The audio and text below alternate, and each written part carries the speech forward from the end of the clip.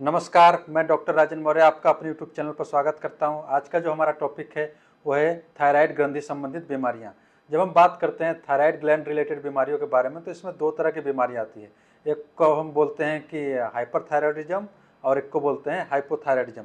तो आज जो है हम केवल हाइपोथायराइडिज्म के बारे में डिस्कस करेंगे कि हाइपोथायराइडिज्म क्या होता है, इसके होने का मुख्य कारण क्या है, इसके लक्षण क्या है और किस विधि द्वारा हम पता कर सकते हैं कि कोई व्यक्ति जो है हाइपोथायराइडिज्म के चपेट में आ चुका है। और साथ ही साथ हम जानेंगे कि नेचुरोपैथी और डाइट द्वारा हम किस प्रकार से हाइपोथायराइडिज्म को रिवर्स कर सकते हैं या फिर थायराइड के प्रॉब्लम को ठीक कर सकते हैं। सबसे पहले हम जानेंगे कि थायराइड ग्लैंड क्या होता है। जो थायराइड ग्लैंड होता है वो गले में सिचुएटेड होता है और ये हाईली वैस्कुलराइज होता है और इससे निकलने वाले हार्मोन को हम T3 और T4 बोलते हैं। और कुछ विशेष परिस्थितियों में जब T3 और T4 हार्मोन का सेक्रेशन कम हो जाता है तो उसी कंडीशन को बोलते हैं हाइपोथायराइडिज्म। इसका मतलब होता है कि जो थायराइड ग्लैंड है वो कम एक्टिव है।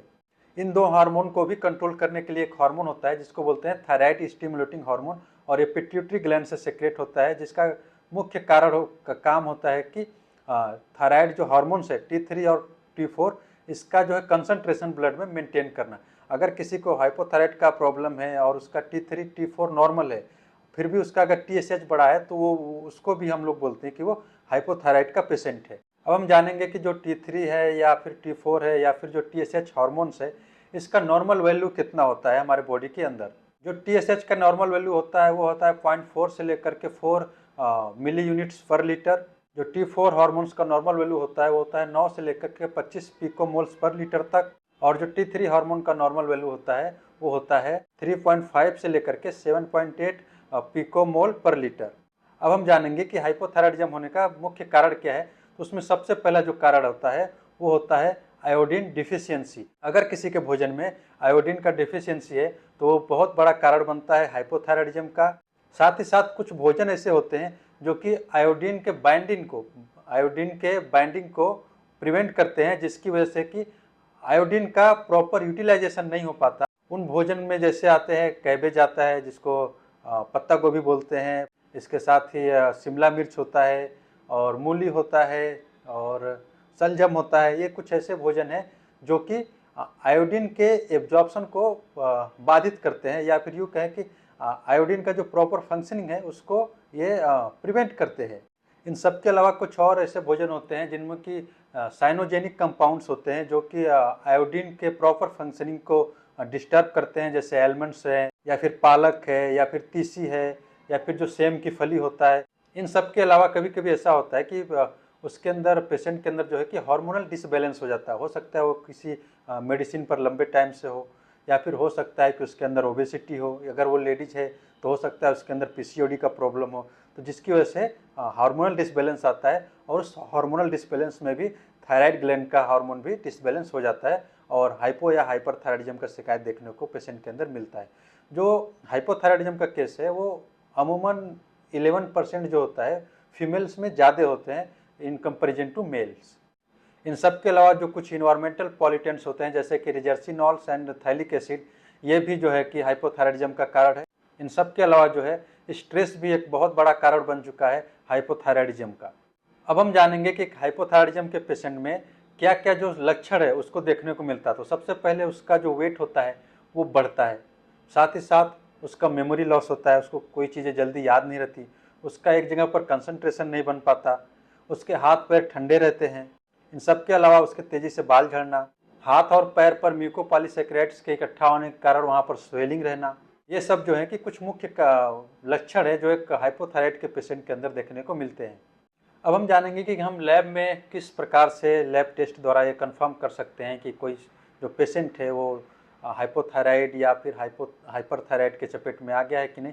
तो इसके लिए एक बहुत ही सिंपल सा टेस्ट होता है जिसको बोलते हैं थायराइड प्रोफाइल टेस्ट। इसके अंदर की T3, T4 और TSH इन तीनों हार्मोन को चेक किया जाता है, और अगर T3 और T4 हार्मोन्स नॉर्मल है और TSH हार्मोन का लेवल बढ़ा हुआ है तो इसको बोलते हैं कि प्राइमरी हाइपोथायराइडिज्म।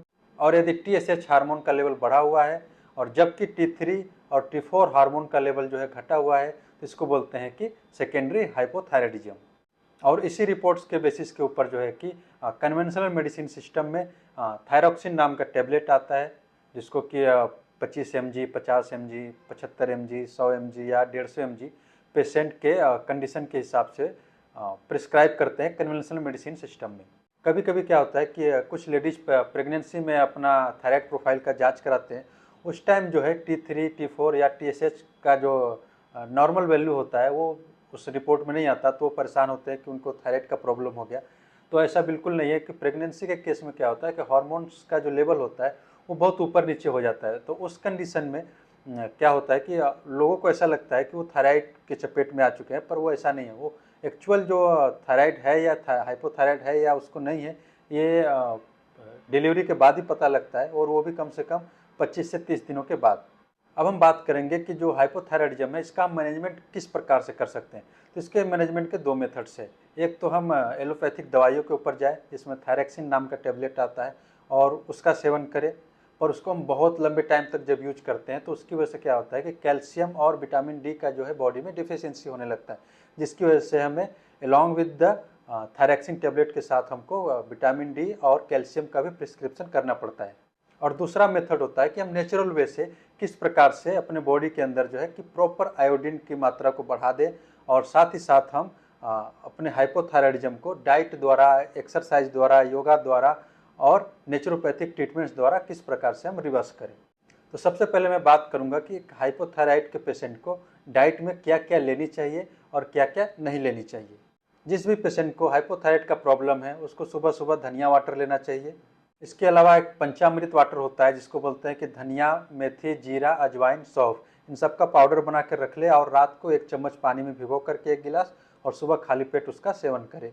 इन सब के अलावा उसको पत्ता गोभी, फूल गोभी, शिमला मिर्च, मूली और सलजम को अवॉइड करना चाहिए। इन सब के अलावा उसको नियमित रूप से व्यायाम करना चाहिए और योगा करना चाहिए। योगा में कुछ आसन जैसे होते हैं, सर्वांगासन होता है, उज्जयी प्राणायाम होता है, एक मुद्रा होता है हनुमान मुद्रा, उसका प्रैक्टिस करना चाहिए, जिससे कि 90 दिनों के अंदर जो है कि वो थायराइड रिवर्स हो सकता है।